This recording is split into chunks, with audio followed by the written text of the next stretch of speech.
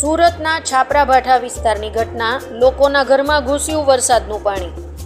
સુરતના છાપરાભાઠા વિસ્તારમાં વરસાદના પાણીનો ગટરમાં નિકાલ ન થતાં લોકોના ઘરમાં ભરાયા પાણી। ઘરમાં પાણી ભરાવાને કારણે લોકોની મુશ્કેલીઓમાં થયો વધારો। હજુ તો ચોમાસાની શરૂઆત થતાં જ પાણી ભરાતા ભારે મુશ્કેલીઓ। ઘર વપરાશનો સામાન પણ પાણીમાં ગરકાવ।